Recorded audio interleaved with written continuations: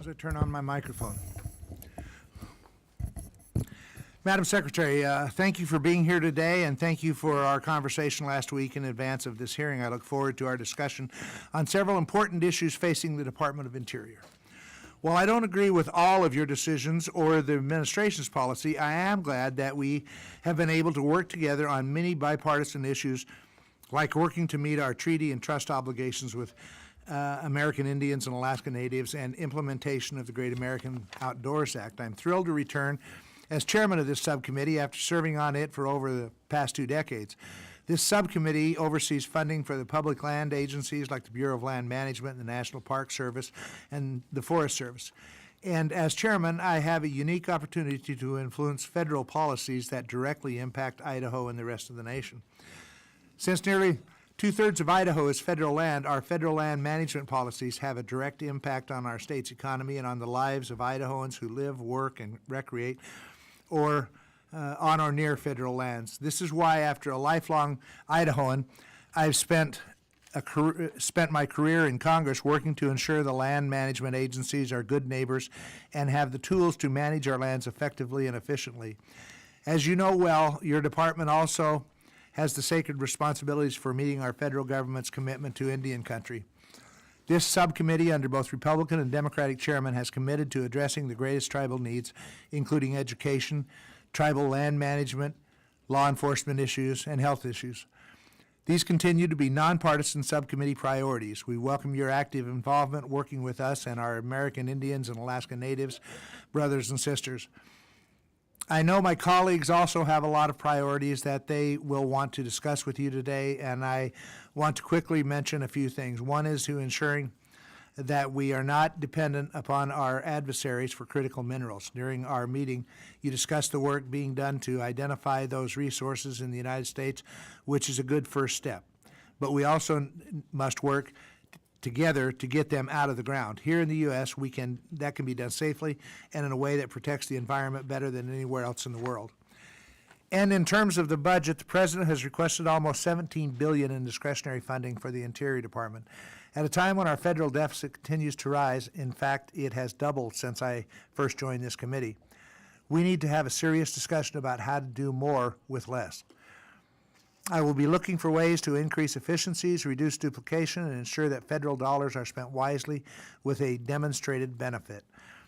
I know there are many stakeholders and partners involved in the department's work, and I appreciate the leverage that non-federal partners provide for many programs and projects. I look forward to talking more about this and many other issues that our members will want to discuss with you today. And with that, I'd like to yield to Ranking Member Pingree for her opening statement. Thank you so much, Mr. Chairman. Thank you for having us for this hearing. Good morning, Madam Secretary. Thank you for being with us today to discuss the fiscal year 2024 budget request for the Department of Interior. We're thrilled with the job you're doing there, and we miss you in Congress. Your budget continues to build upon this administration's commitment to addressing the climate crisis by requesting significant increases to advance science and enhance conservation efforts. It ensures that we are upholding our treaty and trust obligations, and it comprehensively expands the federal government's response to wildland fire. As the steward of federal lands, your agency faces significant climate-related challenges from drought, wildfire, floods, and invasive species, so I am pleased to see a continued emphasis on science. This budget includes an additional $288 million for the U.S. Geological Survey to carry out important work, such as the Groundwater and Stream Flow Information Program, which provides data for forecasting water availability. The utility of this work goes beyond resource management and is used for decision-making by the agriculture sector. The budget also seeks to meet our responsibilities and legal obligations to protect Indian trust assets and resources and to provide direct services, such as education, public safety, and justice. A total increase of $690 million is proposed for the Bureau of Indian Affairs, with targeted investments to address missing and murdered Indigenous peoples, the legacy of the federal Indian boarding schools, and Native language revitalization. I believe these increases are appropriate and necessary. Finally, I'm pleased to see that the budget takes a holistic approach to wildland fire, focusing on both a healthy landscape and a healthy workforce. I'm supportive of the administration's commitment to supporting wildland firefighters and their families through better compensation, safe housing, and providing the health and well-being assistance. Secretary Holland, thank you again for appearing before us this morning. I appreciate your testimony and the answers to our questions. I yield back.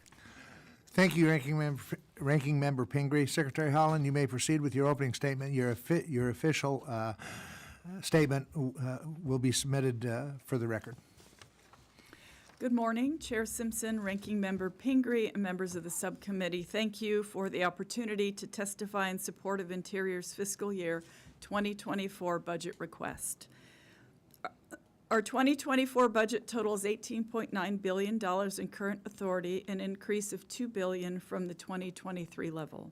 First, I want to highlight several important proposals. These include significant reforms to support the wildland fire workforce, mandatory funding for future Indian water rights settlements, expanding good neighbor and stewardship contracting authorities to include the Fish and Wildlife Service and the National Park Service, reclassifying legally required tribal sovereignty payments, contract and leasing costs from discretionary to mandatory funding, and $6.5 billion over 20 years from the Department of State to fund economic assistance under the Compacts of Free Association.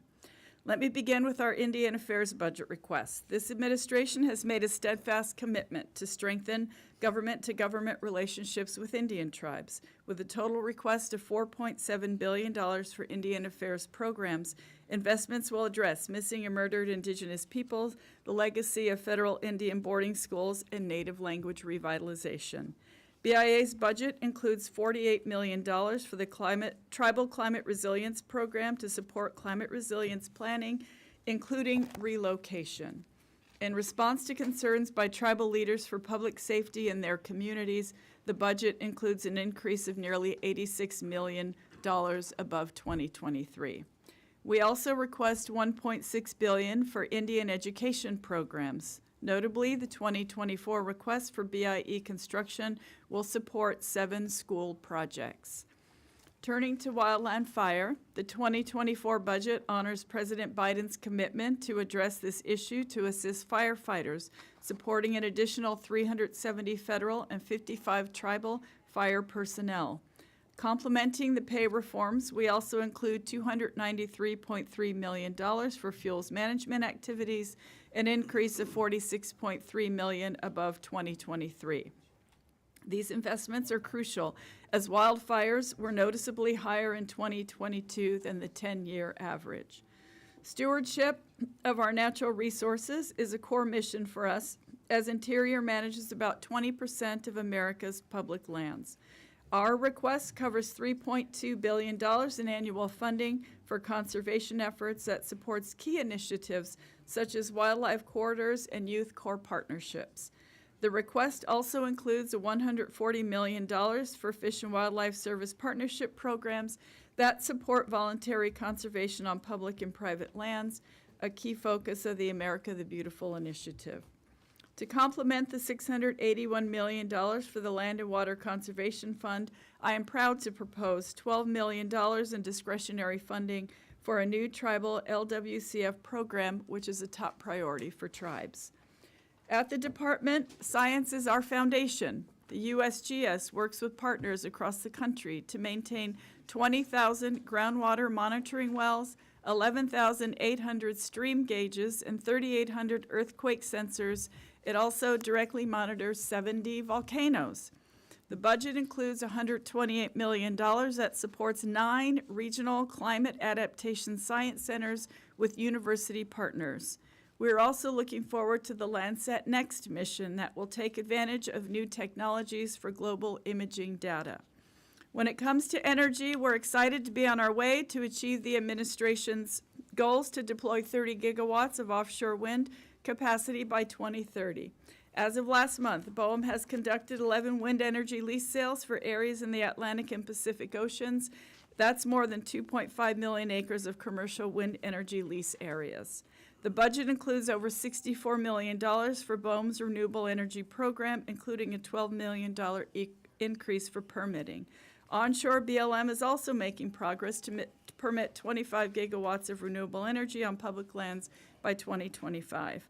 BLM has permitted more than 126 renewable energy projects, processed many more, and is working to support much-needed transmission lines.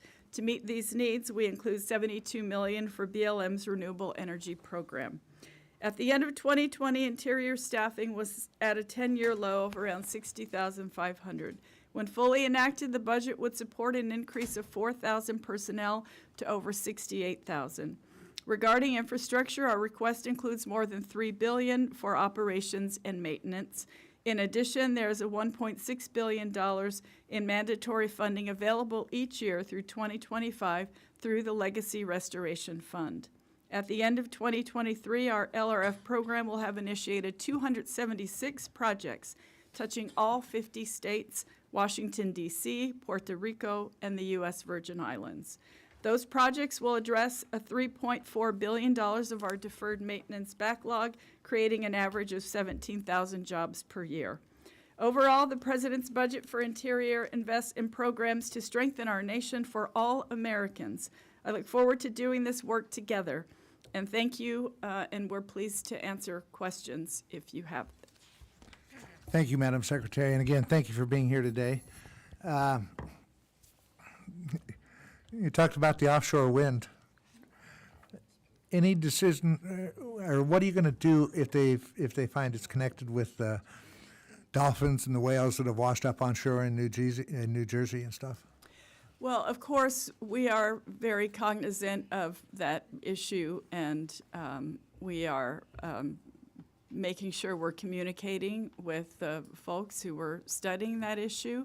From my understanding, it doesn't have anything to do with offshore wind, but of course, the animals in the ocean are a responsibility for us as well. So we'll stay on top of the issue and, of course, keep those conversations going. One of the other things, you talked about the number of permits you've given for onshore wind and stuff. As you know, there's one happening in Idaho right now that is in the permitting process that would be the largest wind towers ever put on land. The Space Needle, I think, is 700 or 650 feet tall. These are like 704 feet tall. They plan on putting like 144 of them out there. They estimate that they will kill over 250 raptors every year. That means eagles, hawks, other birds. This is, and nobody in the community, the whole valley, wants them there. So how's BLM looking at this and the Department of Interior? Of course, we care about raptors. We care about every single animal on our public lands. And with that particular project, Chairman, we would be happy to get the details and be back in touch with your office about that. I don't have particular details with respect to that particular project, but we are, we'll absolutely be in touch about it. I appreciate that. And I didn't plan on bringing those up, but as I was listening to you talking about BOEM and the wind tower stuff, those came to my mind. Anyway, the department received a significant funding through both the infrastructure bill and the Inflation Reduction Act last year, more than $26 billion for everything from abandoned mine reclamation to forest restoration. I'm very concerned, however, with the amount of new staff that are planned to be hired with this funding, because as you know, this funding will run out. It was an influx of cash outside of the annual appropriations process. I'm interested to learn how the department plans to avoid pinning Congress with a staffing cliff when the supplemental funding runs out. The Park Service, for example, got $500 million just to hire people. That could be more than 2,500 people. I know you mentioned that visitations at our public lands has increased and therefore more staff is needed to help keep our public lands and facilities maintained and safe. I think that's a good discussion to have, but I think it should happen as part of the annual appropriations process, especially because you agreed that these visitation numbers will only increase. How does the department plan to hire staff using its supplemental money so that it does not create a cliff of employees when no more money is available out of those funds that will run out? Thank you for the question, and appreciate you caring about our staff. We agree that is a difficult situation that we would like to avoid. We're moving out responsibly with respect to hiring and focusing on term employees. I mentioned in my opening statement that we are understaffed at the moment. We're working to build up our capacity in the department. So we would obviously want, if we had staff on a term basis and we could move them over, we would want to do that. We haven't hired a lot, and we're not hiring a lot. There's about 350 bipartisan infrastructure law positions that we have hired so far. And as I mentioned, we're still rebuilding. So over time, we feel that we could absorb a lot of those positions, but we certainly will be careful about that moving forward. Well, I appreciate that. And agree wholeheartedly with you. Yeah, as you know, our committee, we don't want to be forced into a position where all of a sudden that because of the annual appropriation process, you're going to have to lay off a couple thousand people or something like that. So I'm glad to hear that you are keeping that in mind as you look at the hiring with temporary funds, if you would. Yes. Thank you. Thank you. Ms. Pingree? Thank you, Mr. Chair. With your permission, I'd like to defer to Mr. Kilmer, who needs to get to another committee, and I'm stealing here. Thanks, Mr. Chair, and thanks to the Ranking Member. Madam Secretary, great to be with you. Thanks, too, for coming out to my neck of the woods a while back. I really appreciated you highlighting the Tribal Climate Resilience Program in your testimony. When we did the tribal testimony days here, we heard from a leader out at the Quinault Indian Nation where you visited. And one of the things that he raised was simply to move their lower village of Tohola, where we took our photo together right on the bank of the ocean, is about a $400 million price tag. The BIA's budget for the entire Tribal Climate Resilience Program is $48 million. And so I guess to kick things off, I'd love to just get your thoughts on how your agency, how the Biden administration can work with Congress, can work with this subcommittee to develop and to execute a more coordinated and comprehensive plan for helping these communities that are facing imminent threat, not just from the rising sea levels and more severe storms, but certainly the threat of tsunami as well. Their ancestral homelands are really in danger, and I'd love to see us step up more than we are for these communities. Thank you very much, Congressman. And yes, it is a large concern for us as well. In 2022, Interior committed $115 million from the bipartisan infrastructure law for 11 communities. 3 tribes with shovel-ready relocation plans have been selected to receive $25 million each, and 8 other communities will receive $5 million each through the Inflation Reduction Act funding. With respect to Indian country, President Biden has charged us all with an all-of-government approach, so we'll look for partners to help with this issue. The Indian Affairs team is now working with FEMA to further increase the resources available to each tribe in executing these relocation plans.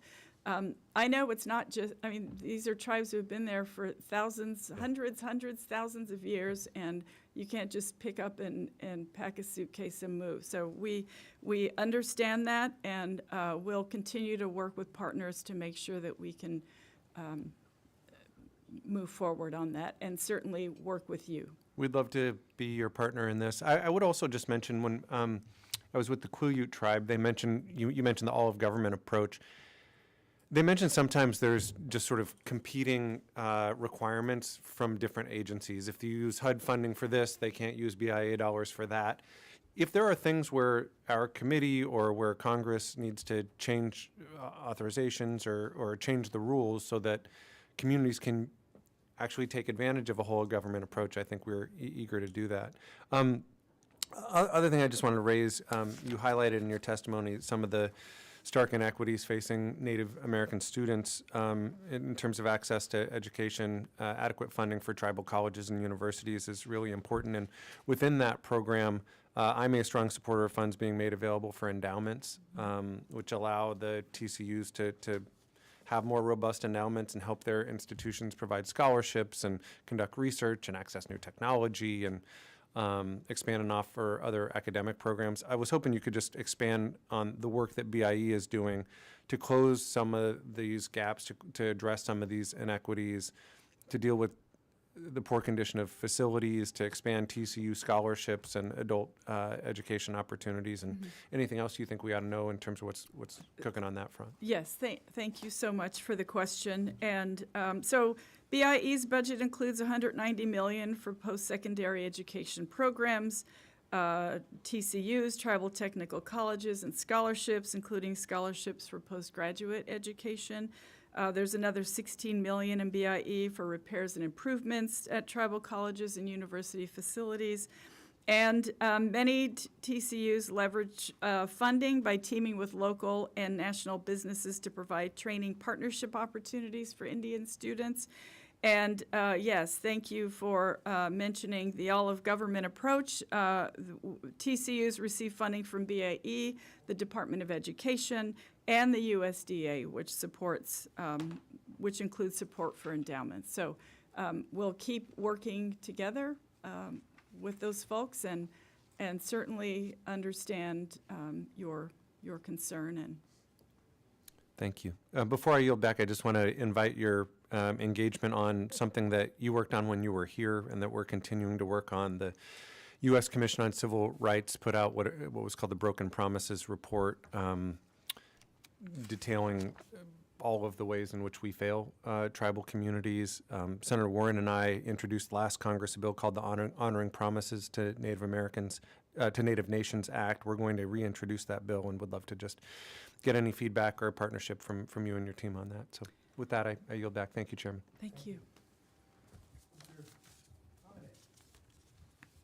Thanks, Mr. Chairman. Madam Secretary, good to see you. I don't expect to cover everything that I want to cover, but as you can imagine, since over 80% of my state is owned by predominantly Department of Interior and specifically BLM, I want to kind of set the stage for a few things that are top of our radar screen right now.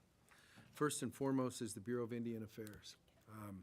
It gives me no joy to say this, and I know Nevada is not big Indian country by any national standard, but nonetheless, the problems that we experience on our various reservations and communities are just as important to the people there as they are in the larger populations. I would like to get with your BIA person, and I understand they're going to be in front of us later, but I would really appreciate your assistance through your liaison in hooking us up with them. Realty is something we've been talking about the whole time I've been here. And I don't know any personalities, and it's not my intent to impugn or offend, but you know, it just hasn't gotten any better. People are waiting a decade to get conveyed title to where it's like, try to build a home, try to do anything where you don't really own it according to the title company, which is BIA. And I just have this feeling that we should have done better, and we could, and it needs emphasis. The same with the housing programs, where it's like, so I'm going to be contacting your folks and make you aware of who we've contacted and what we're doing to try to really move the needle on the dial for a change.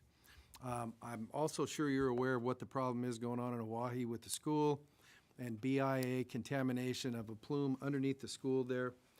When we talk about an all-government approach, that's good to hear. I think there's a role not only for EPA to play, but maybe FEMA and stuff like that, since there's a significant contamination of their domestic water there.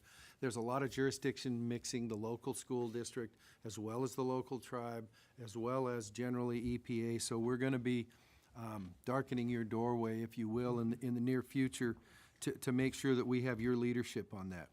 Next, I want to switch to a thing that's going to come before you that we've discussed before, and I appreciate your access, and that's a NASA request for a public lands withdrawal of over 22,000 acres in Railroad Valley, Nevada, because there are some lithium claims there, and they're afraid that, hey, somebody's going to come start doing a lithium operation, which is going to ruin the reflectivity of the playa at Railroad Valley. I would appreciate the opportunity, and I'm going to provide you a letter before you have to make a decision next month summarizing our concerns, but let it just suffice to say that when a member of Congress asks NASA to be a cooperating agency in the NEPA process, and NASA very politely and timely says, as well as the county that has local planning and zoning jurisdiction, that ain't, I think, what was contemplated by NEPA. And I sit here as a Republican with the cameras rolling, who thinks actually the transparency and the due process provided by NEPA are important and good things. And this is an agency which, I know the right stuff, and astronauts used to get Corvettes and all that fun stuff, but it's like, that is no way to run a NEPA operation. And along with the fact that it's like, of all people, when somebody says, hey, we think we can run an operation with lithium, remember the energy discussion just a minute ago? We think we can run a NEPA operation, NEPA compliant operation for lithium that doesn't do anything to the surface of the lake bed. And the response from the agency is, nobody's ever done that before. That's a curious statement for an outfit that went to the moon when nobody had ever done that before too. So while I fully support preserving their mission, the fact that they need to own it and exclude all notions of future multiple use is a bit on the arrogant side, but more for the letter. Wild horses. Thanks for what you folks are doing. I appreciate the fact that you guys are looking for long-term solutions as opposed to what is now a phenomenal expense. It's like, hey, we're just going to relocate them and feed them until the actuarial tables take over. So I'm looking forward to an update briefing on what the program is and how you're planning on getting us beyond just trying to get down to AML, which is not at hand or near, so that we can be of assistance in helping you do that.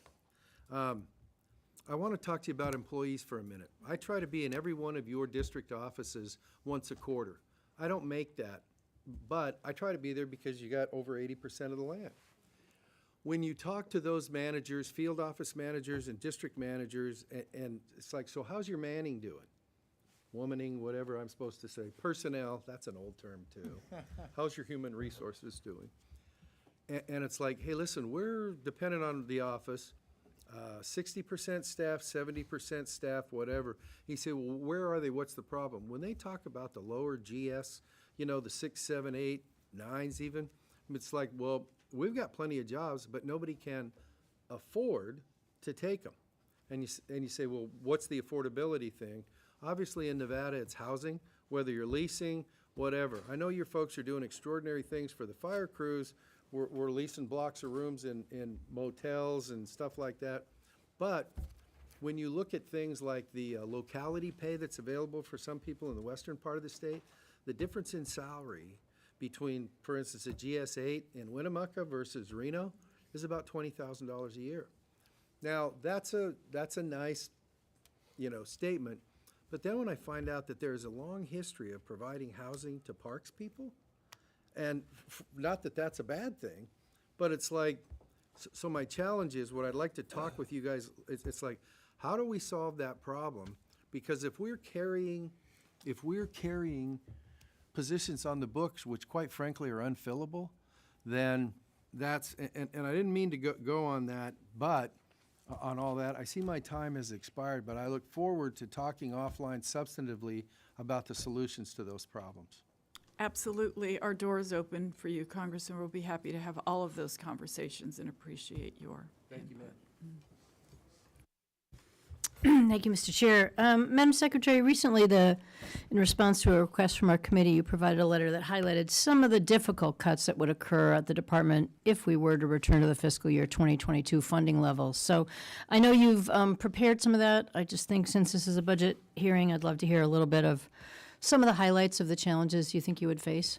Thank you very much, Ranking Member Pingree. Yes, I mean, I could give you a long list, but for starters, those kinds of cuts, or the proposal, would have real and damaging impacts to our country. It would require hiring freeze, and I've already mentioned that we are working to staff up a lot of areas. It would cause deep cuts to seasonal employees in our national parks, refuges, and on our public lands. With parks taking a particularly large hit, it would be a 27% reduction and up to 5,000 staff.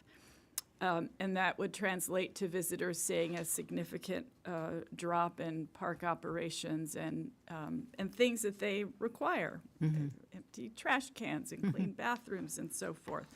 There would just be fewer services all around.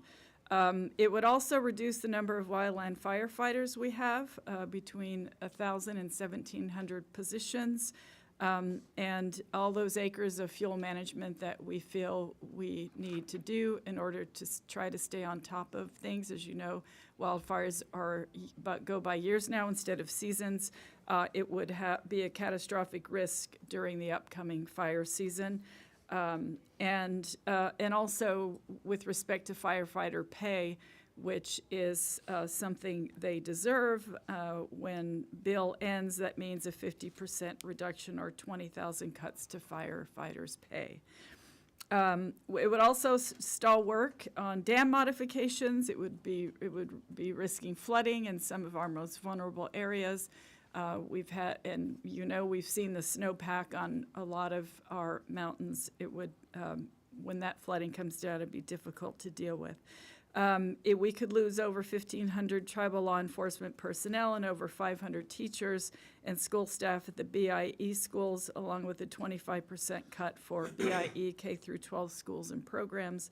And it would just overall reduce staffing needed to handle permitting for renewable and conventional energy, along with the critical minerals that we know our country needs as well.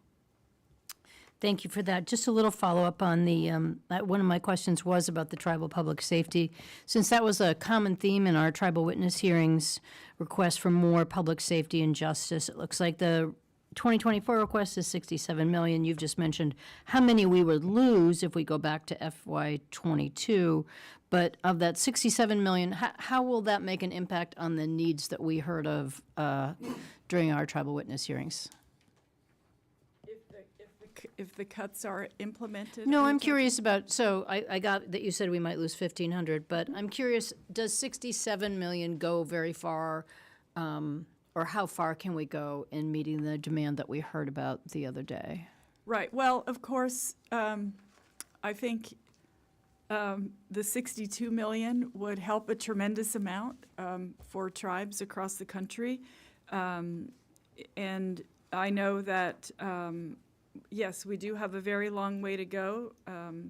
However, in order to meet the need in Indian country documented by the Tribal Law and Order Act of 2010 report, it could go a long way toward that. Without this budget, we would not add roughly 222 federal and tribal officers, which are badly needed. That is the most that is the largest priority for tribes across the country when they speak to us about what their needs are. It's officers on the field.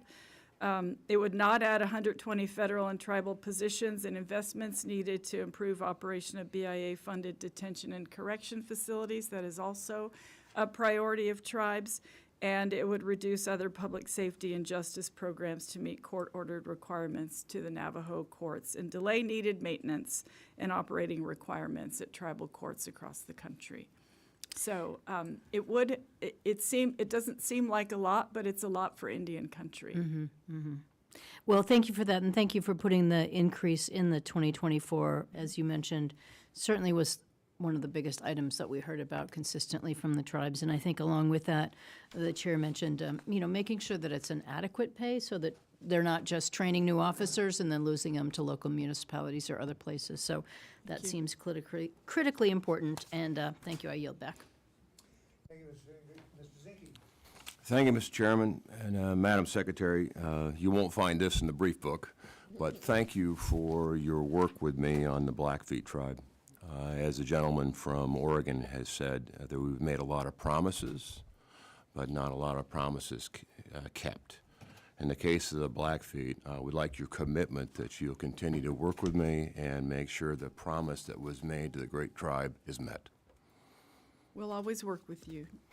Let's shift to critical minerals. Okay. So, Madam Secretary, is it your policy that critical minerals should be sourced from countries that are stewards of the environment, like the U.S. and our allies, or sourced from Russia and China that don't share our same values? Congressman, what I'll say is the president is committed to. Pretty much a yes and no. It's your policy, madam. Our policy is to work to make sure we have the best. I'll take that as a maybe. So are you aware that China produces more emissions than any other country on the planet? I have probably read that somewhere. Are you also aware that China produces 90% of the world's plastic from 4 rivers? I will take that as You also are aware that China is the biggest offender on illegal fishing? thank you, Chair, Congressman. Have you read the Department of Interior report on critical minerals dated December 17?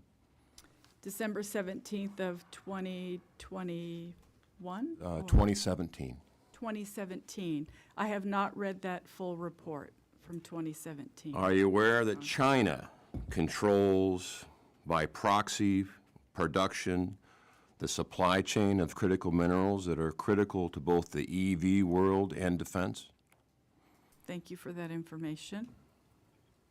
Are you aware by multiple studies that in order to satisfy the present requirements of EV and critical minerals to defense, it would take an increase of 2,000% of mining for 20 years? Are you aware of that? Thank you for the information, Congressman. Are you also aware that northern Minnesota is home to those critical minerals that are necessary for EV and our Defense Department? I think there are critical minerals across our country. Yes. Did you, before you put a moratorium, did you identify and fast-track those sources of critical minerals that you just mentioned? Are you talking about in Minnesota and the boundary waters? You had mentioned that there's other places within the United States that also hold critical minerals that are required for the country. Did you identify those and have you fast-tracked the production or permitting We are or identification in Minnesota particularly. across our country? Across Can our you pick any place that you've identified for an alternative to critical minerals to fast-track so we're not vulnerable to China and Russia for our very critical economy, both in defense and EV?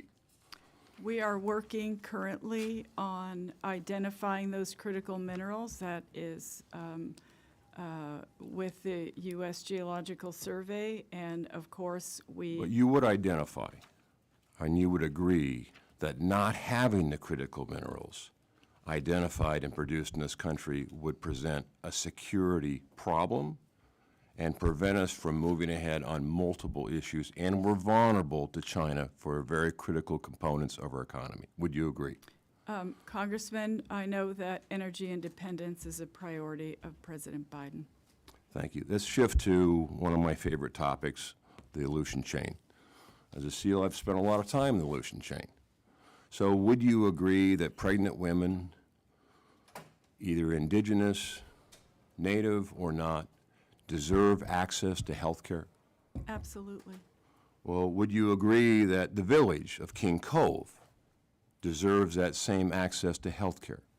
I think every American should have access to health care. Do you agree when the wildlife refuge was put in place by, I believe, President Jimmy Carter, did the village agree to give up their access to health care to the property that was traditionally theirs but then made into a refuge? When I visited King Cove, they shared that information with me. So is there a study that suggests a small acreage in the middle of the Aleutian chain that was designated to be a wildlife refuge, a small gravel road would be an environmental catastrophe to such that you would deny access to that village for health care? Congressman, we are working to ensure that the village of King Cove has the access that they need. And how would you the do that without a road? conversations are I've been there, and ongoing. I've been a SEAL and crossed the beach. I know when the weather is inclement, that nor a rotary wing or a boat is will meet the requirement to go around the corner. But yet a road would, a small road. So how is this possible? You're working with them when you removed the ability for them to have that road. Congressman, I have, two of my high-level staff were just in King Cove having conversations with the tribe, and I want to assure you that we care deeply about that tribe and want to make sure that they have access to the medical care they need. And do I have your commitment, you'll work with this committee to make sure that the wonderful village of King Cove has access to health care? I will absolutely work with this committee on any item that you bring forward to us. Thank you. I yield back, Mr. Chairman. Thank you, Mr. Chairman, Ranking Member. Madam Secretary, I'd first like to congratulate you on your post. I wasn't here when you were in Congress, and you have clearly, as a military brat, thank you for your service to the country as the children of veterans, and clearly pulled yourself up by your bootstraps to get where you are today. It's an inspiring story. So I'm going to ask about some energy questions today. I come from Texas, just south of Dallas, and energy production is very important to my state. And so I've got some very simple questions. What's the average time for approval for drilling on federal lands?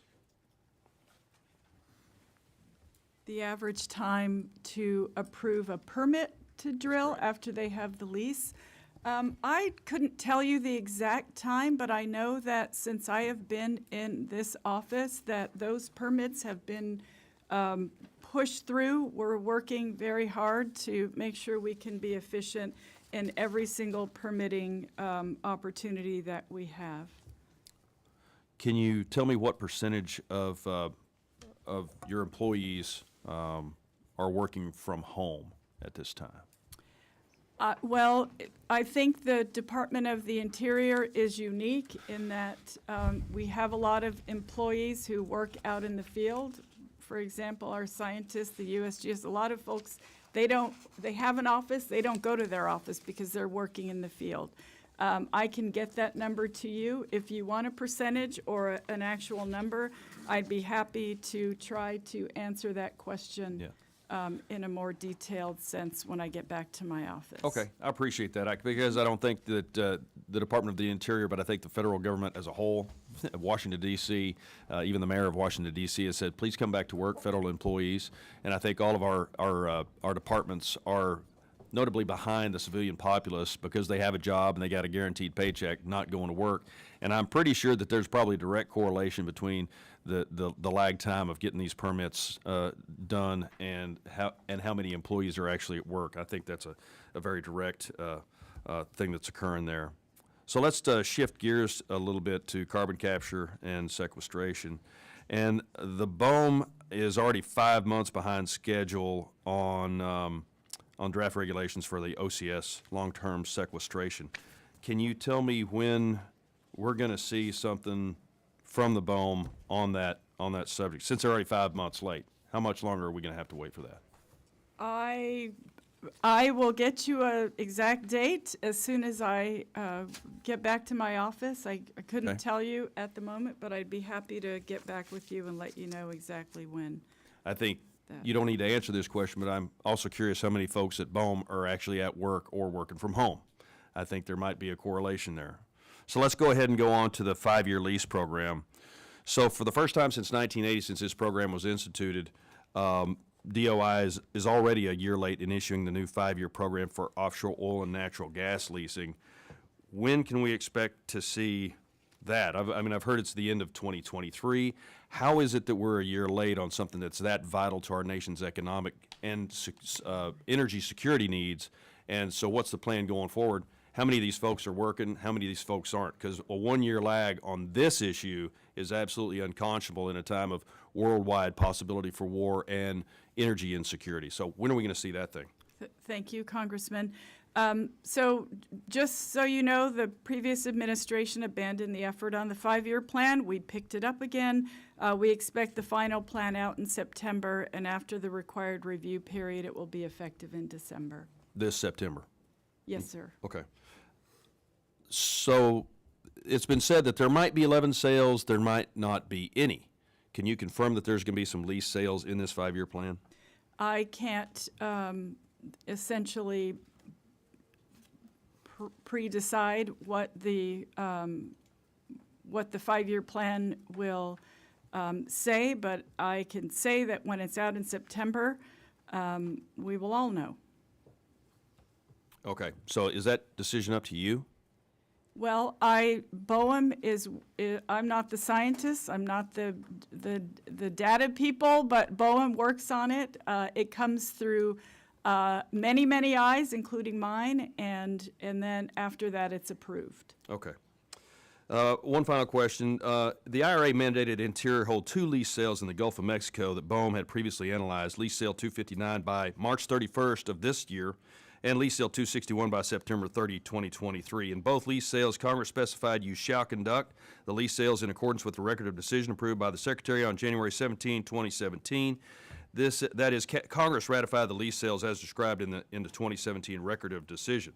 Do you agree that Congress took away the Department's discretion with respect to holding lease sale 259 and 261? Do I believe that Congress took away? Do you The have any discretion? discretion at the Department of Interior on how you're going to conduct those sales, or did Congress stipulate how that was going to be done? Well, I mean, what I could say is that we'll absolutely follow the law. The lease sale 259 is scheduled for March 29th, 2023, and 261 the end of September, and those will happen. Do you have the ability to remove any acreage from that? I mean, I think once the plan goes through, we decide what is up for lease. Okay, I think that answered my question on whether or not you think Congress took away your ability to stipulate how that works. But my time's expired. I appreciate your answers to my question, and it's been nice talking with you. Thank you. Mr. Harder, I apologize. You come in there. No worries, no worries. I know I'm over at the edge of the table here, but thank you so much, Mr. Chairman. Yeah, and it's good to see all of you, Secretary Holland, Ms. Mooney, Ms. Flanagan. I'll never get tired of saying Secretary Holland. It feels has such a great ring to it. And I wanted to chat about how we can prevent future floods from devastating our community. Right now, my district is underwater. We've had record rainfall for the last 3 months with no end in sight. As we speak, it's raining all across San Joaquin County, and it's caused catastrophic flooding. Well, we've had 29,000 residents who have already lost power. Major roadways have washed away. Homes are sinking. Less than a mile from my home in Tracy, a minor levee collapsed. The roads were flooded. Folks had to be evacuated in many parts of our area. And that's not surprising because our geography makes us one of the most densely populated floodplains in America. Right now, my community in San Joaquin County is at greater risk of catastrophic flooding than New Orleans was before Hurricane Katrina, according to recent scientific responses. And I think it's unacceptable that all we've seen is a lot of short-term post-disaster relief as opposed to the long-term strategic investment that can keep our community safe. 90% of properties in Stockton across San Joaquin County are likely to flood, given the rainfall that we're seeing right now. So given this danger, what is your agency's plan to prevent future flooding, and what can we do to make sure that residents are kept safe?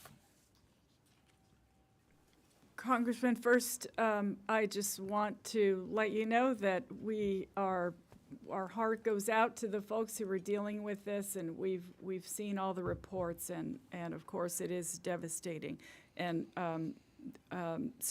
it's climate change, right? Some places are still in drought, and others are flooding, so we get that. Our water managers work with all federal, state, and local agencies to manage the system as best we can. So please be assured that Reclamation and other folks in our department are having those conversations every single day during this terrible time. We also know that we can't do it alone, so it'll take cooperation on multiple levels. Our Reclamation leadership stands ready to work with you and your local governments and communities to move that forward. I assume that you have been in touch with Camille Tootin and other folks from Reclamation who can give you details on all of those things, and if not, we'll absolutely get you in touch with those. We're also closely coordinating with the Army Corps of Engineers on any and all of those flooding issues. Thank you. One of the frustrations I have about the budget request that I saw is that I don't think it invests enough in flood management infrastructure.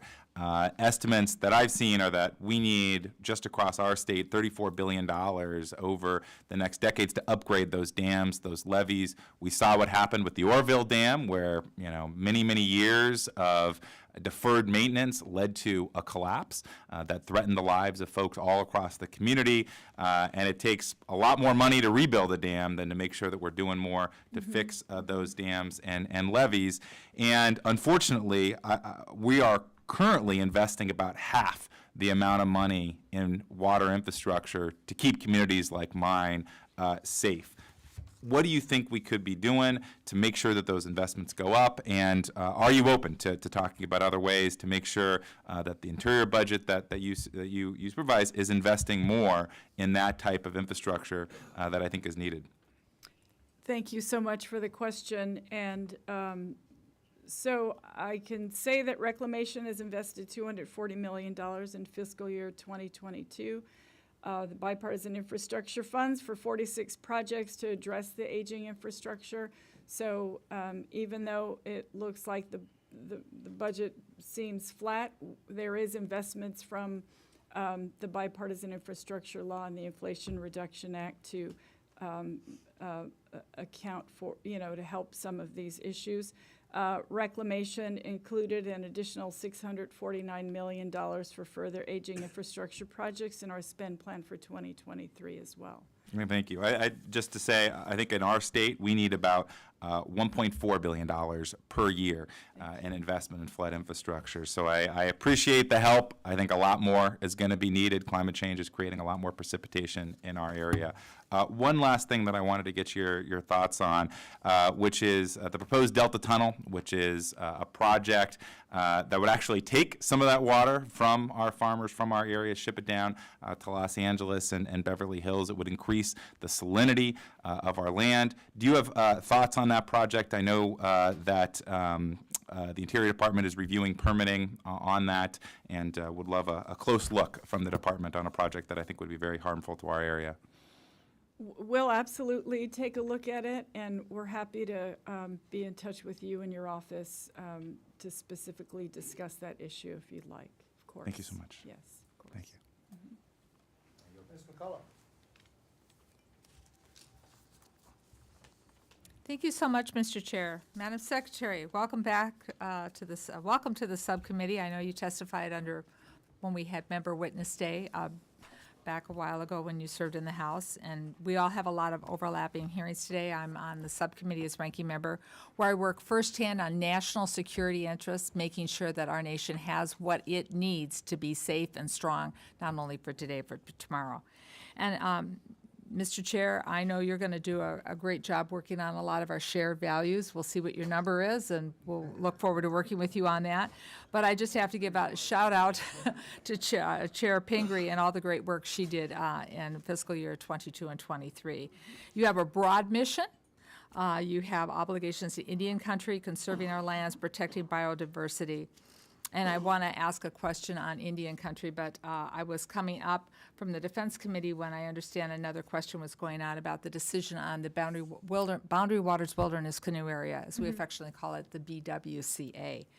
The previous administration protected water resources in Montana that were going to possibly be mined, and in Washington State, but the BWCA was not protected. In fact, there was a study that started happening under the previous administration, which was stopped, and went under the Freedom of Information Act, which I and others asked for information on that study. We were handed redacted copies. I want to thank you for completing that study, because it's important to understand what 20% of the Forest Service cleanest, purest water in that area, what could happen if those minerals were to be extracted, a mine was to fail, and these mines, copper sulfide mines, always fail, what that would mean to our water ecosystem up there, and what it would mean to also our national shared boundary with Canada. 20% of the purest water in the United States is in the BWCA. Wars are fought over water. Wars will continue to be fought over water.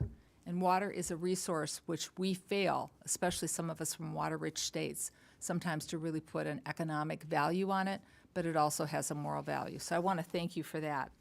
I want to ask you a little bit about in Indian country in particular. In your budget, you expand Tawahe, which is a great initiative out of Red Lake, where we heard testimony, the chair and I, from what's going on with opioid addiction and that, and then fentanyl abuse, and just, you know, how Tawahe is an anchor in those communities to keep them together. The work that we're having to do with you on Indian education, tribal public safety needs, we heard so much of that in Public Witness Day, along with big thank yous for advanced appropriations. So could you kind of tell me in your budget, your focus on making sure that the United States government funds its trust and treaty obligations, and also ensures those young children who live on the tribal communities, who are part of our whole nation's future, as well as protecting elders to retire with lives of dignity? Thank you very much. Chairwoman, you're Former. chair of your, well, you're chair of your other committee as well. And thank you. I'm happy to see you today. Sure. So our with respect to tribal programs in 2024, public safety and justice, an increase of $62 million. That's for law enforcement, corrections, and tribal courts. Thank you for mentioning, and I know you're a champion of the Tawahe community programs. That's an additional $34 million for social services, ICWA, housing, wellness courts, and economic development. Our community and economic developments, plus $46 million, and that works on tribal broadband and native language revitalization. You likely know about our boarding school initiative, and native languages is a large part of the healing that we feel needs to happen within Indian country with respect to the boarding school initiative. BIE school construction, it's a plus $136 million. That is very badly needed, and some of the conversations I've had with tribal schools across the country, it's badly needed. So we're happy about that. And then BIE school programs is a plus $61 million. So those are all things that are included in our 2024 budget, which we think will get us closer to where we need to be to live up to our trust and treaty obligations for tribes. Thank you. Thank you very much, Madam Secretary. Mr. Chair, with you and the ranking member's permission, I have to go back and be ranking member at Defense. Thank you for the courtesy you extended me. Thank you. Former chairwoman of this committee and ranking member of this committee. Yeah, it seems like everybody that's been ever been a chairman or a ranking member here stays on this committee pretty much because they like it and stuff. So I remember that Norm Dix, when he left, he had been on this committee since the day he entered Congress. Wow. Said it was the best committee he had ever been on. So he'd been on here an awful long time. Let me ask you a couple questions. Mm-hmm. Funding or building and maintenance of roads in Indian country is inadequate. In fact, Ms. McCullum and I could tell you that we were out on a reservation, on the Navajo reservation. We both had Fitbits on, and they drove us, how far was that? Maybe 5 miles, 10 miles? I don't know, but we've got thousands of steps. We got, I think you cheated. we were sitting on the van driving us out there, and we got like 30,000 steps just sitting on the van. That's how rough the road was. But anyway, even when there is funding, tribes often have to overcome multiple permitting and regulatory hurdles to use their funds, which increases costs and lowers the value of the road funding that the tribes do receive. When I met with the tribes in my district, the Shoshone-Bannock, they talked about the difficulty and time lag in the permitting, environmental reviews, right-of-way processes, and so forth. And I hear these same concerns from other tribes, and not only with Interior and Transportation, but also with state and local governments. Seems like we ought to be able to get Interior and Transportation departments to streamline these projects and lower the number of hoops tribes must jump through to repair, build, and maintain their own roads. Will you commit to working with me on this specific problem in my district with the Shoshone-Bannock tribes and the roads, the problem they're having with the roads, but also will you commit to working with this subcommittee and my colleagues on the Transportation HUD subcommittees and the Secretary of Transportation on a streamlined process on how Indian Country gets approval to build and maintain its roads? And in fact, we need to, in the regular appropriation process, I think 52 million went to, if I remember correctly, to Indian Country, which is totally inadequate. And I know that I've talked to the chairman of the Transportation Subcommittee, and he's very interested in trying to increase that amount that goes to Indian Country. But roads in Indian Country are vitally important. Absolutely. We would love to work with you, Chairman, and recognize that that is an issue, absolutely. Okay, So thank you. Yes, we're happy to work with you on that. you bet. I want to talk just a little bit about wildland firefighter pay reforms. The President's 2024 budget proposal includes increased funding totaling for firefighter pay reforms. The cornerstone of the reforms is a permanent pay increase through a new authorization of a base rate salary table. The proposal would permanently increase pay for federal wildland firefighters and provide additional compensation for all hours, including rest and sleep time, when they are mobilized on incident. Currently, the legislative authorizing fix allowed for this new pay schedule has not been presented to Congress. Has the department estimated the impact that these reform proposals and additional staff and related pay increases and fixed costs could have on future discretionary budgets? I beg your pardon. So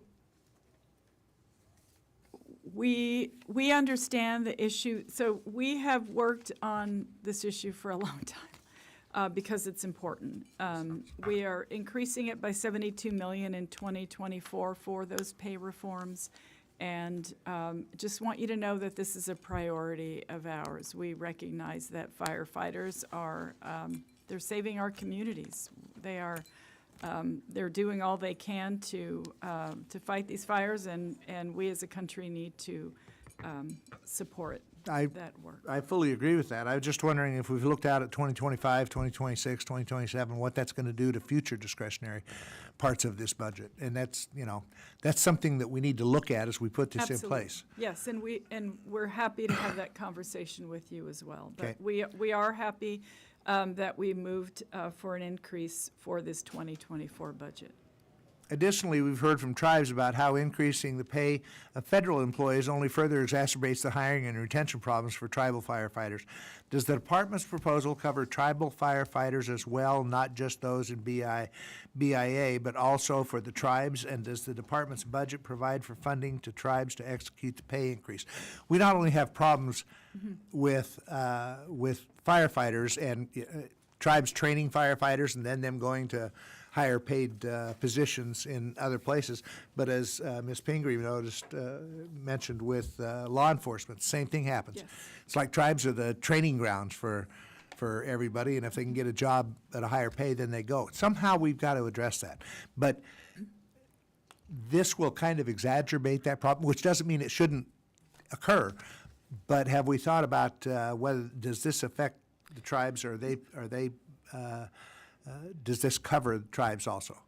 Yes, so Interior's 2024 budget pay proposal provides increased pay for tribal and federal firefighters. So that pay parity for tribal wildland firefighters, it's a high priority for all of us. Okay. Because we recognize that, right?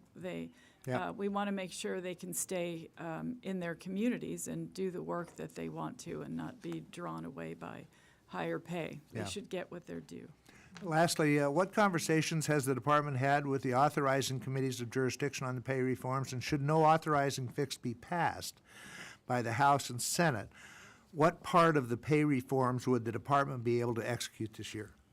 If it's okay, Chairman, happy to have, Joan has studied this issue intensively. I'd love to just have a conversation specifically about that with you, if that's Okay. okay. You Thank bet. you. Thank you. Ms. Pingree is next. Thank you, Mr. Chair. So the budget requests 12 million in satellite operations to kick off the Landsat Next program. This is the longest continuous space-based record of the Earth's surface, and thanks to this partnership between DOI and NASA, changes in the Earth's surface have been observed for 50 years.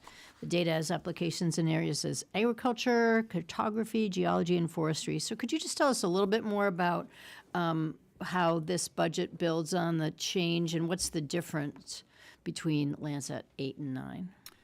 Thank you so much. So we all love Landsat.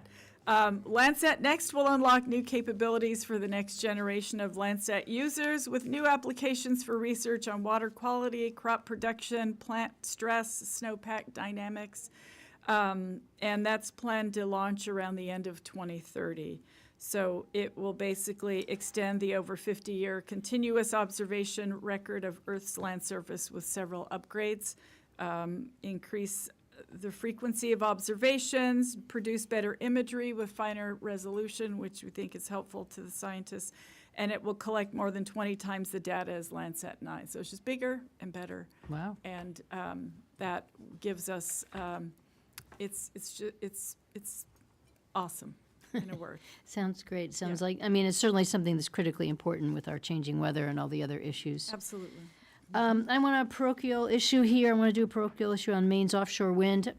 So Maine's floating offshore wind research array presents a tremendous opportunity for Maine and the country to secure our leadership position on building a domestic floating offshore wind supply chain and working to support coexistence with our iconic fishing industry.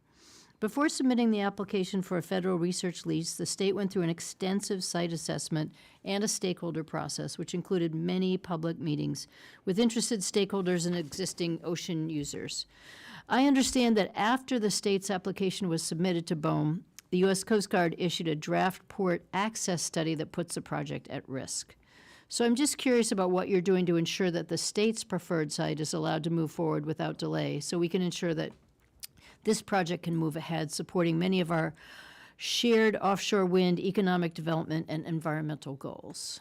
Thank you so much for the question. And of course, the DOI has a strong partnership with the Coast Guard and supporting offshore wind siting and safe maritime navigation, which is something I think they're particularly concerned with. So right now, BOEM is working with the Coast Guard to incorporate their recommendations on the maritime traffic routing in the Gulf of Maine. We will make sure that we are talking those things out. We understand how important this is to Maine, and we will work concurrently to try to avoid those delays. So thank you for the question. We'll keep those conversations going and moving it forward. Thank you for that. I hope it's not an extensive delay. And I guess I'd just say again, sort of in more plain language, you know, we all know offshore wind is challenging for a variety of reasons. It's really important to have consultation with the fishermen. Determining that site where the application process was did take a lot of conversations with fishermen and others. And so the fact that the Coast Guard study was done after that and seems to have some conflicting concerns, I think it's a really important conversation to have moving forward. So I know you said you're involved in that, and I'll look forward to hearing more about it. We'll make sure that those conversations are rectified. Thank you. Thank you, Mr. Chair. I yield back. Mr. Ressenthaler. Thank you, Mr. Chairman. Madam Secretary, you were in Congress in the 116th Congress, correct? Yes. And you were a supporter of the Green New Deal? Yes, I ran on that. You co-sponsored it. Yes. You said, and I quote, "I 100% support a Green New Deal." Yes, I ran on that when I had my first campaign in Congress. Yes. Are you aware the Green New Deal bans fracking? Congressman, if I could just say, It's a yes or no. I am aware of whatever the Green New Deal had at the time, however many years ago that I signed on to it. It does, and I'll enter the Green New Deal in the 116th for the record. But are you aware that it also bans clean coal? Thank you, Congressman. So is that a yes?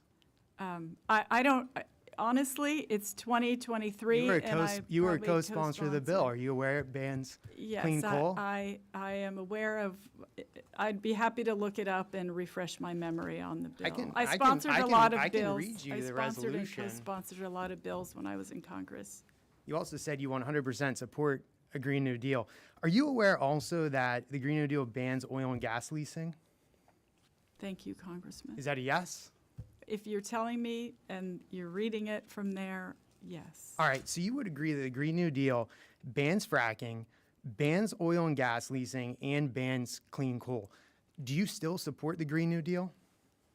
Congressman, as the It's Secretary a yes of or the no. Do you support it Interior- or not? Well, I am a Secretary of the Interior now. I'm no longer a member of Congress. So you do still support the Green New Deal, yes or no? In my current capacity, I am not. Would you still have co-sponsored the bill in the 116th had you know that it banned all this? I'm not sure of the question. If I co-sponsored it when I was a member of Congress, I'm no longer knowing a all these member. points, would you have still co-sponsored the bill? It's a very simple question. Thank you. I ran on the Green Thank New you is your Deal, so response. It's yes or no. Would you co-sponsor it or not? I co-sponsored it, yes. Okay, and you don't regret that. No. And you that's- still stand by your statement that you 100% support When the I was Green a New member Deal. of Congress, yes. Okay. I'm glad for the record we've established that. By the way, Mr. Chairman, I'd ask unanimous consent that HRES 109 from the 116th be entered into the record. And I would point anybody of interest to page 7, specifically lines 18 and 21. All right, Madam Secretary, critical minerals. Electric vehicles and renewables are heavily dependent on critical minerals, correct? Yes. China accounts for 63% of the world's rare earth mining, correct? I don't know that particular. Will you stipulate that China is the majority of rare earth elements, or they control the mining of rare earth elements to a great majority? I don't know what the percentage of what China All produces. right, well, I'm telling but you right now, it's you can tell me 63% that of and I will say rare thank you. earth mining will stipulate to it. By Okay. deductive reasoning, that would mean that electric vehicles and renewables deepen our reliance on China, correct? Yes, okay. Knowing this, your department blocked critical minerals in Rapid Creek watershed, correct? Okay. They did, correct? I Okay, mean, it's your department, okay. and you banned critical mineral mining. Okay, would you also agree that your department also banned it in northeast Minnesota? Are you talking about the boundary Critical mineral waters? mining We- in northeast Minnesota. Well, we did a mineral withdrawal in the boundary waters So conservation yes, you area. banned it there. I don't know what kind of minerals were there. I don't think they were critical minerals, though. Okay, I can tell you there were critical minerals in northeast Minnesota. Okay. I'm the co-chair of the Critical Mineral Caucus, I can tell you that. So knowing that your department, under your leadership, banned the critical mineral mining in Rapid Creek watershed and northeast Minnesota, would you not say that those actions further deepened our reliance on China? It's a yes or no. No, because critical minerals can So be let me get mined this in straight. other areas So let me get this of straight. our country. You ban the mining of critical minerals in places like Rapid Creek watershed, northeast Minnesota, where, by the way, we have tons of environmental protections. You also just told me that China is accountable for the majority of critical minerals. And before that, you told me that EVs and renewables are heavily dependent on critical minerals. And now you're telling me that you banning critical mineral mining in the United States doesn't deepen our dependence on China? Explain that. May I say something, Congressman? Of course. Thank you very much. Since January 2021, the BLM has approved 20 new mines or mine modifications or I'm expansions. talking since specifically about 2021. critical mineral mining. And you just told me that your department banned critical mineral mining in Rapid Creek watershed in northeast Minnesota. You also told me that we're heavily dependent on China. Would your actions not make us more heavily dependent on China? It's a yes or no. Since 2021, the BLM has approved 20 new mines or Talking mine about critical modifications mineral and mining, not just expansions. any mines.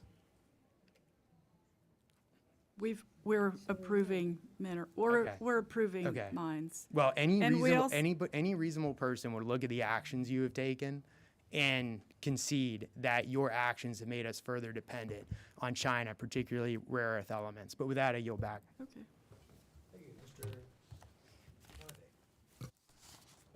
Chairman.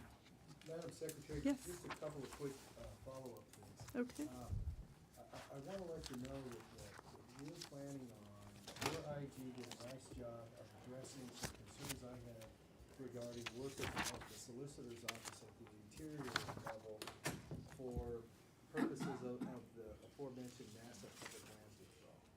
And they did a good job of scrubbing the CFRs and found a provision that said, hey, the agency that's gonna make the decision can assist the agency that's applying in some circumstances, which arguably I think can apply to the NASA application. We're going to, through this committee, try to do some legislation that says, hey, that's fine. NASA's not synonymous with NEPA Up on your mic, compliance. because you're so interesting to listen to. Yeah. I want everybody to hear. Thank you, Mr. Chairman. You've never said that before. I'm glad I came today. But anyhow, we're looking at that with an idea to say, hey, listen, that's fine to tell somebody how to do an application or whatever. But I think when you're talking about a public lands withdrawal where there are arguably claims rights involved, that the agency that's deciding probably shouldn't be helping the agency that's applying for something that would require the extinguishment of claims and things like that. So we'll try to thread the needle on that. We obviously want your input on that, but I don't think in a due process sense it's right to say, hey, we're applying to agency X, and agency X has a CFR provision, not a statute, a CFR provision which says, oh, by the way, go ahead and help them, because it just doesn't sound like you as the ultimate decider ought to also be responsible for helping them with their application in at least a global sense. So I wanted to give you a heads up on that. I have another question, which is, are you aware of any instance where the 1874 mining law trumps NEPA? And let me tell you why I'm asking you the question.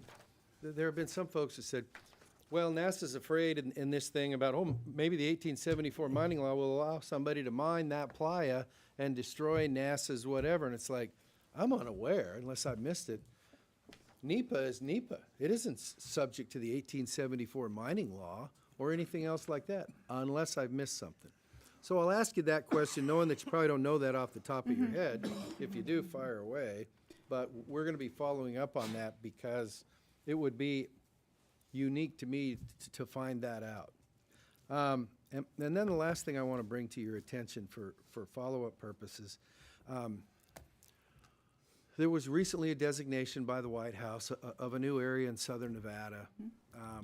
Can you tell me who has operational responsibility for operating that as designated in that executive order? Whose budget does that fall under in terms of doing what you have to do for areas like that? Aviquame, Yeah. you're speaking of, that would be the BLM.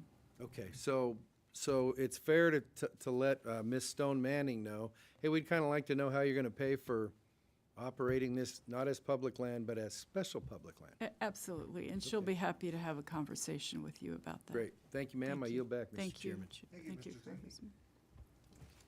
Thank you, Mr. Chairman. For the record, I'd like to enter the Department of Interior Critical Minerals Report of December 2017. There seems to be confusion by some on what a critical mineral is or isn't. And for the record, even Lewis and Clark recognized that Missouri was the largest of channels in our country. I believe they said it was wider, cleaner, and more powerful. So, for the record, clean water does start in Montana. Having said that, also, Madam Secretary. Yes, sir, it is, on both sides. Thank you. Madam Secretary, would you agree that gravel is also a mining? A gravel mine would be a definition of a mine? If it's, well, 'Cause you mentioned that the Department of Interior has improved 20 mines. Would gravel be one of those? I don't know what the particular 20 mines are, but we're happy to get back in touch with your office, Congressman. Okay, let's shift to one of my favorite topics is Montana. Would you agree, in the case of our opposition, our colleagues, that in the case of wind in Maine or animals in Montana, that the states should be coordinated with and worked with? when you place a mine or a animal or a wind farm off the coast of Maine, do you think the states should be coordinated with?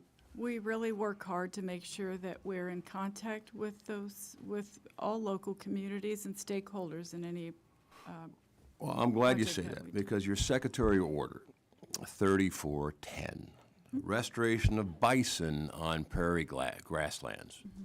Well, the CMR happens to be in the great state of Montana. And I notably that you excluded the state governments in that body of working group.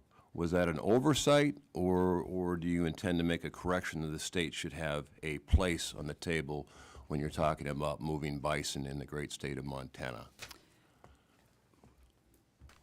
We would be happy to have a further conversation with you. We'd be happy to have a conversation I have with your the state. commitment that you will place a representative from the great state of Montana when it comes to moving bison within our state?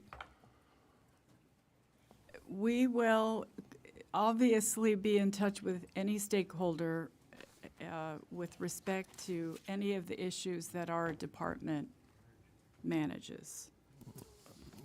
As I'm sure in the case of Maine's Wind, they would also like a rep, on dealing with our communities. It would go a long ways. Secondly, Mr. Chairman, I'd like the climate report from Department of Interior also entered the record of 2017. Madam Secretary, have you read that climate report? From 2017, Yes. Now, that was the last U.S. government report on climate change. It was a multi-agency, multi-year climate change. I believe, get me wrong, it may have been 1,762 pages as I remember reading it. Have you read it? Congressman, I don't believe I have read that whole entire 1,700-page report, but Well, let me give you some excerpts. thank you. So we hear a lot about ocean rising. How much has the ocean risen? I asked that same question to U.S. Geological Survey around about a table about this size. I said, can you give me how much the oceans have risen in the last 100 years, broken down in 20-year increments? I think it was a fair question, because a lot of what we concern, villages, climate change. So what was the answer? Depends on the model. In fact, there are 200 models and over 1,000 variables. So I asked again, what does the empirical data say? Because as a geologist, I understand plate tectonics. Oceans and islands rise, they subside, continents move. So what is the empirical data? Well, sir, it's from a few millimeters to a couple centimeters. We don't know, depends on the model. Now, I fully recognize that some villages, tsunamis, erosion, but it seems to be that no one actually reads the report. No one actually read the critical minerals report. Those are essential to decision-making. So, Mr. Chairman, I ask that both be entered in the record, and I would hope that decision makers would read those two reports, that I didn't change a comma on either of them. Thank you, Mr. Chairman. I yield back. Thank you. Just a couple quick things. Great American Outdoors Act. Great program. Great bipartisan support. You don't see that very often.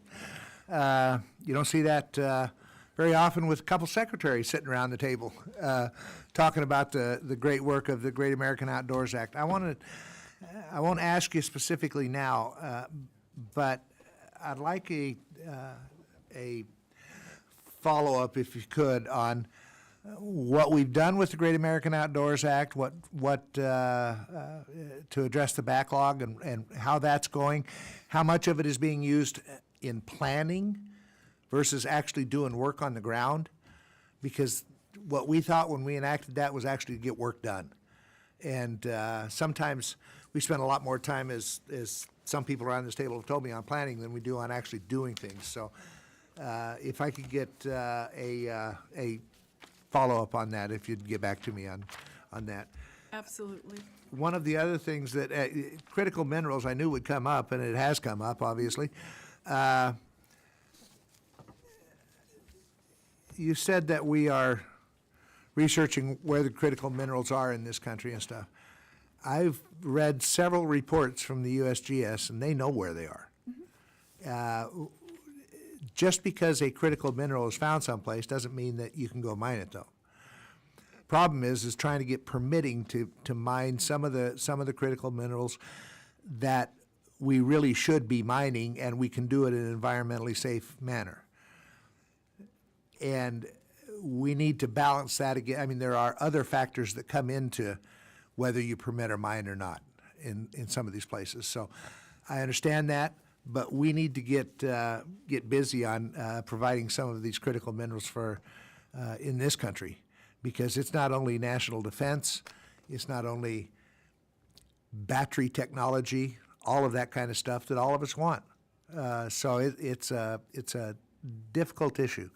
And then lastly, I'll say I appreciate the question that ranking member asked about what would happen if we went back to the 2022 levels, and the devastation that would occur. The Department of Energy or the Department of Interior would probably just close their door down there, and that's, you know. I understand that some of those things might be true, some of them might not be true. If you look at going back to the 2022 bill, we might have different priorities now. So we might prioritize things that you don't see cuts in. Others might see bigger cuts, that kind of stuff. But I will tell you what is also devastating to this country, and that is the horrendous inflation that we've seen. And it's been and every economist that I've ever talked to has said that it's caused by excessive spending by the federal government. And as you know, we went on a spree of, I would embarrass drunken sailors, of just spending. We got billions, I mean billions of dollars sitting out there in COVID relief.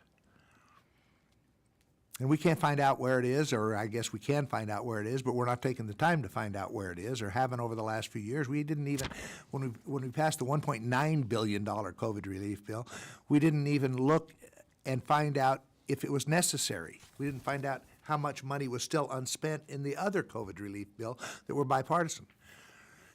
And then we went to a bunch of other bills that we didn't have. You know, anybody that tells you that the infrastructure bill, which many Republicans voted for, was paid for, is crazy. The reason I voted against it is because they kicked the can down the road on the tough issue, and that is how you're going to pay for it in the future. So in 5 years, we're going to be back around the table going, geez, how are we going to pay for transportation? That's been a problem for the last 10 years, but nobody's been willing to take it on. But because of all of the excessive spending that went on the last several years, inflation is out of control. So it's not just what it would do to the departments across government, but what our country needs. And so, you know, when I've looked at some of the scenarios, I'd be glad to go back to 2022 if that's what we ended up with. But I think it might be worse than that in some departments. So it's going to be challenging, but we'll get through this. And we'll hopefully do the right thing for the country, both in what we fund and how much we spend. So I appreciate you being here today. Ms. Pingree, do you? Chairman, may I respond Sure, very you quickly, bet. please? Thank you. So the department has a mission, and that is to conserve and protect our public lands, our cultural heritage for all Americans, plus, of course, to live up to our treaty and trust responsibilities to our nation's Indian tribes. We are unique in that in times of hardship and heartache and whatever else experiences that Americans experience, for example, the horrible 2 years of the pandemic, they flock to our public lands to find solace, to fill their emotional gas tanks, if you will. And so I apologize, we don't see this as just jobs. People are committed to the work they do at the department. We We know how much people rely on our public lands, and so we're committed to ensuring that we can do that work and complete our mission with respect to that. So I just want you to know that it's personal for a lot of us, and we're just very appreciative for the support that you're giving the department for all of the things that we know that we have to do for the American people. Our public lands belong to every single person in our country, and we acknowledge that every single day we come to work. Well, I appreciate that, and I agree fully with what you just said, and that's the difficult thing, is that that's why I've stayed on this committee for 20 years, because I love virtually every agency that it deals with. I mean, we've got National Endowment for the Arts and National Endowment for the Humanities, which people always try to defund. I think they're very important, and they're a very small part of the overall budget and stuff. And I didn't mean to downplay the importance of what the Department of Interior does. I could sit with the Department of Energy and the researchers at our national labs, and they feel the same way about the work they do, and they're right. But it is, I know that every chairman that I've known, whether it was all the way back to Norm Dix and the chairmen that have come along since, myself included, Ms. Pingree included, Ms. McCullum included, Mr. Calvert included, have always asked leadership for a higher allocation in our 302B because we have so many programs that everybody likes. And we fought to try to get that up there. And I think that Ms. Pingree and Ms. McCullum were more successful than me and Calvert were in trying to get that allocation up. But it's a tough time for budgets all across the spectrum. But as I said, I don't know what our 302B is going to be yet, so we'll just have to wait and see where it comes down. Thank you. Ms. Pingree? Thank you, Mr. Chair. Thank you so much, Madam Secretary. Appreciate all of your thoughtful remarks today and your answers to our questions. And I just wanted to make a couple of quick comments. I don't know that I've read the former secretary was mentioning those two reports. I'm happy to go back and look at them, but I just wanted to comment on, this whole topic of critical mining and minerals, I think it's so easy to turn it into a political football. But the fact is, whether it's a defense issue, whether it's electric cars, which, by the way, they're demonstrating a Ford F-150 on the Capitol Hill today, and I drove it this morning. If you guys haven't given it a try, that is a nice vehicle. If you order one, how long will it be before you? Well, because we got to get a few more things going in the supply chain. I'm just saying, it's a nice car. And we're all going to drive electric cars soon.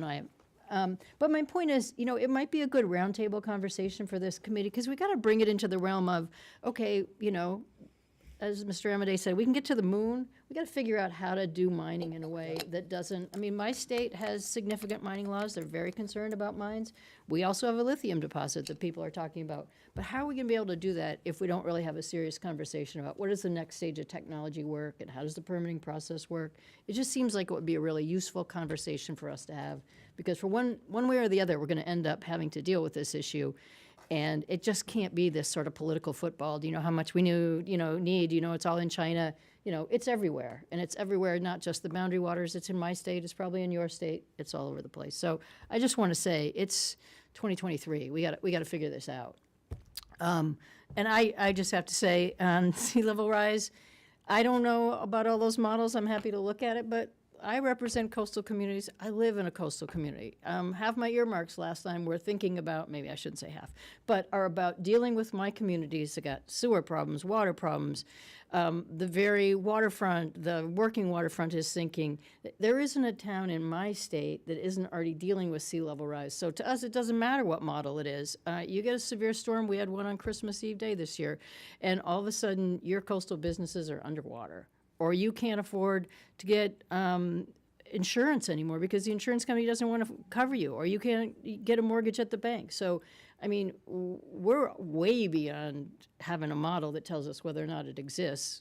We have to deal with this right now, and that's certainly a, important issue that you deal with and everybody else. But that's just where we are. So I appreciate having you here. I appreciate the great work that you do. It's great to have this committee. It's really a wonderful opportunity to dig in on some of these tough issues that we all have to deal with and face, and I appreciate your indulgence on that, Mr. Chair. You bet. Thank you. Do you have anything, Mr. Zinke? Thank you, Mr. Chairman. Madam Secretary, thank you for your time, and believe me, I know how difficult the job is, but I also know how the rewards. So thank you for serving all these years, and I appreciate your candidness when you're here, and you have a great staff. And believe me, from the bottom of my heart, we will work with you to make sure our lands are protected, our treaty rights are respected, and we can move forward on the critical issues that face this country. And thank you. Mr. Chairman, I yield back. You turn that on. Secretary Holland, thank you for taking the time to join us this morning. I think it was a constructive discussion on a lot of different issues, and we will continue to have those discussions as we move forward with this. I think we all have the same goals in mind. We want to protect this beautiful environment we call America, whether it's from the high plains deserts and mountains and forests in Idaho to the seashore in Maine, because they grow potatoes too. Yeah, we look forward to working with you and continuing our work over the coming months. Again, thank you for being here. We appreciate it. Committee stands adjourned.